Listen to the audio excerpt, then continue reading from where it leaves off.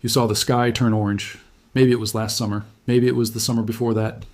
You walked outside, looked up, and the sun was wrong.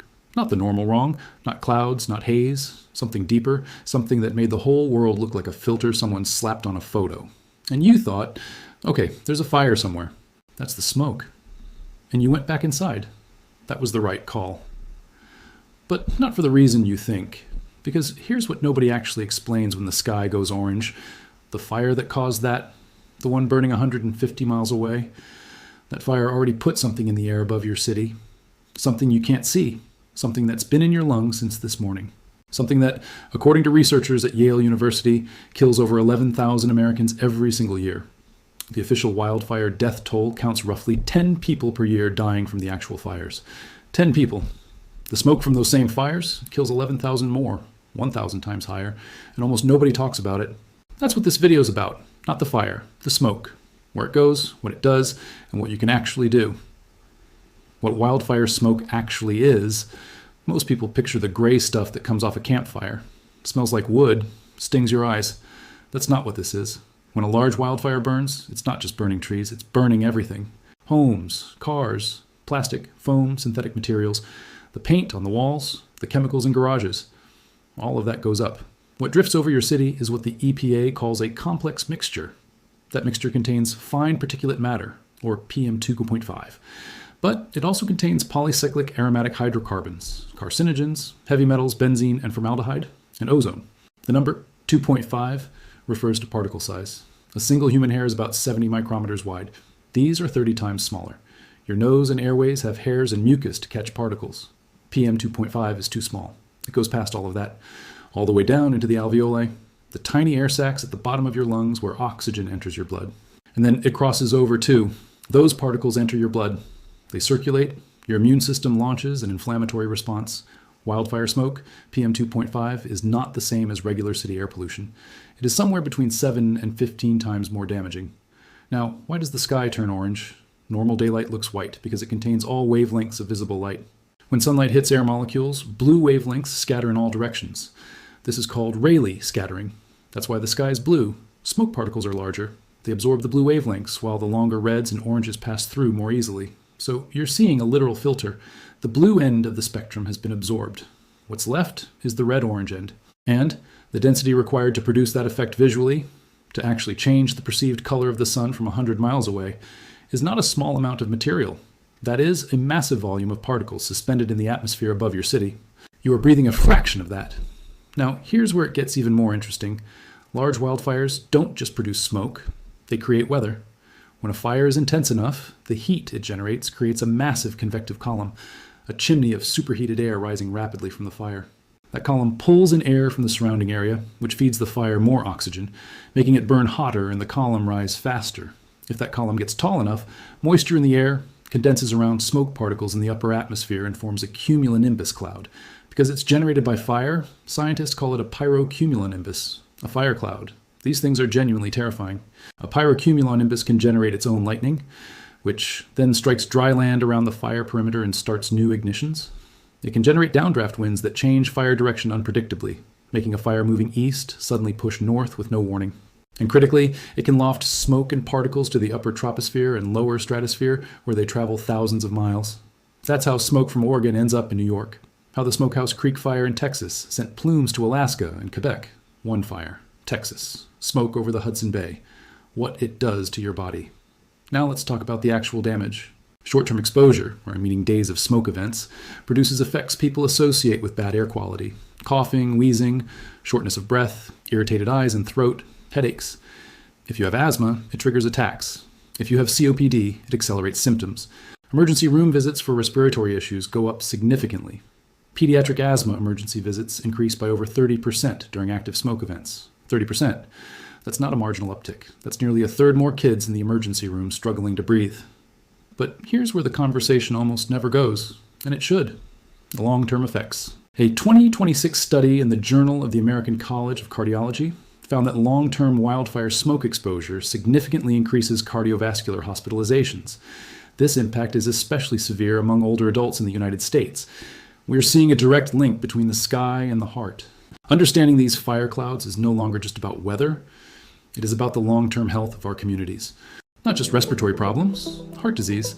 That inflammatory response we talked about, the one that starts in your lungs, doesn't stay in your lungs. It spreads systemically. Chronic inflammation is a driver of cardiovascular disease.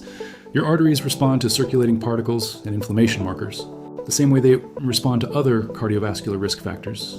Plaque builds, blood pressure responds. Wildfire smoke is not just a lung problem, it's a heart problem. And then there's the research that's newer but already showing something deeply concerning. Exposure to wildfire smoke PM2.5 during pregnancy, specifically during the first and second trimesters when fetal brain development is most active, has been linked in multiple studies to adverse neurodevelopmental outcomes in children. Cognitive delays, ADHD-like symptoms, that research is not yet as solid as the cardiovascular and respiratory data. There's still debate about mechanisms and confounding variables, but the biological plausibility is there. Particles that enter the maternal bloodstream can cross the placental barrier. Systemic inflammation in the mother affects the fetal environment. The developing brain is extraordinarily sensitive to inflammatory signals during those early windows. And the Yale study, the one from the School of Public Health, published in PNAS, quantified the total mortality picture. PM2.5 from wildfire smoke causes approximately 11,415 non-accidental deaths per year in the contiguous United States. 4,512 of those are cardiovascular deaths specifically. To put that in context, the disaster tracking counts roughly 10 deaths directly. The smoke is killing people at a rate more than 1,000 times higher than the fire itself. Not the 11,000. How far the smoke actually travels. This is the piece of the puzzle that most people are missing. In 2026, 2.4 million acres had burned across the United States by mid-June. The 10-year average is approximately 1.2 million acres. That smoke spread over more than 30 states, reaching Chicago, Detroit, New York, Boston, and Atlanta. The mechanism is pyrocumulonimbus. Smoke gets lofted to altitude, gets picked up by upper-level wind patterns, and then descends days or weeks later. Researchers found wildfires contribute up to 25% of total PM2.5 across the U.S. Smoke is reversing decades of air quality improvements. This is why you can be in Chicago, 900 miles from the fire, with an air quality index in the unhealthy range, what actually protects you. Let me get practical. Knowing the problem is step one, but knowing what to do is the point. First thing, check air quality actively. Go to airnow.gov. Type in your zip code. It gives you a real-time air quality index. Red is unhealthy for everyone. Purple is very unhealthy. Maroon is hazardous. Bookmark that site right now. Now let's talk about masks. The surgical mask in your junk drawer does not protect you from wildfire smoke. Full stop. PM2.5 particles are small enough to pass straight through. And what actually works is an N95 or KN95 respirator. No gaps at the cheeks, no gap at the nose bridge. A properly sealed N95. Real, meaningful protection. Keep a few N95s somewhere accessible. They're cheap in bulk and have long shelf lives when stored dry. You won't want to go hunting for them when the AQI is pushing 200. Now, let's talk about indoor air quality. During a smoke event, your biggest risk is inside your own home. Most homes are not airtight, and smoke infiltrates easily. Close your windows and doors. If your HVAC has a recirculate setting, switch it on now. Avoid pulling in that outside air. Check your HVAC filter rating. Standard filters are usually MERV 8, catching only dust. For smoke, you need MERV 13 or higher. Now for the $30 solution, the Corsi-Rosenthal box. It performs as well as purifiers costing 10 times more. You just need a box fan, a MERV 13 filter, and tape. Seal the filter to the intake side so air can't bypass it. Studies show this reduces indoor PM2.5 by 50 to 80%. Total cost is under $40, a massive savings. If you have a HEPA purifier, run it continuously. Particles don't stop coming just because you don't notice them anymore. Put your purifier in the room where you sleep. Protecting that 8-hour window is your largest single exposure reduction. Wildfire smoke hits everyone, but not equally. Pregnant women, infants, and young children face the most serious health consequences. Adults over 65 and those with respiratory conditions are also at risk, along with outdoor workers who can't stay inside. Lower-income communities often face more exposure due to poor air sealing and outdoor jobs. The health burden is not evenly distributed. Extreme wildfire smoke events have tripled globally since the 1990s. This is not a seasonal inconvenience. It's a structural change. We need better land management and building codes, but those take time. Right now, you are breathing today's air. Bookmark airnow.gov.